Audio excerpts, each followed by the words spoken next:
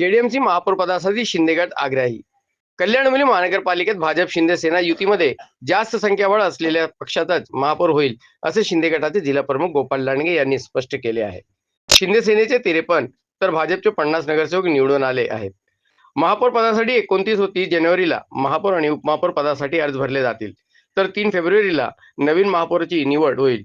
पदांच्या वाटपाबाबत मुख्यमंत्री देवेंद्र फडणवीस, उपमुख्यमंत्री एकनाथ शिंदे आणि भाजप प्रदेशाध्यक्ष रवींद्र चव्हाण यांच्यात चर्चा सुरू असून लवकरच अंतिम निर्णय जाहीर होईल। महापौर निवडणूक विविध महापालिकांच्या माध्यमातून त्यांचा कार्यक्रम 3 फेब्रुवारी रोजी घोषित करण्यात आलेला आहे। त्याप्रमाणे 3 तारखेला महापौरांची निवडणूक होईल, परंतु 29 आणि 30 तारीख ही फॉर्म भरण्याची तारीख आहे। त्या दिवशी चित्र स्पष्ट होईलच।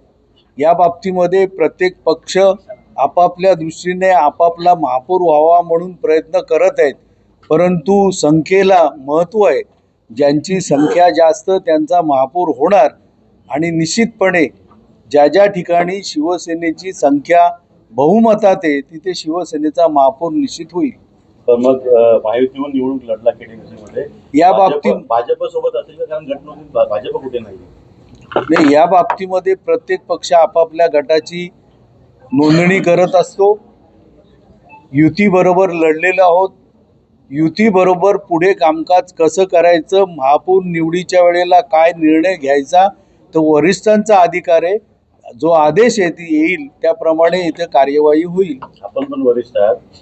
महापौर 2.5 वर्ष आणि स्टँडिंग कमिटी याची मागणी भाजप करते। भाजप मागणी काय करते ती मीडियाच्या माध्यमातून असेल तर मला माहिती नाही, परंतु आमच्या पक्षाचे मुख्य नेते एकनाथजी शिंदे साहेब आणि महाराष्ट्र राज्य भाजपाचे अध्यक्ष रवी चव्हाण साहेब, मुख्यमंत्री माननीय देवेंद्रजी फडणवीस साहेब यांच्यामध्ये चर्चा होऊन जे निष्पन्न होईल त्याला खरा अर्थ आहे।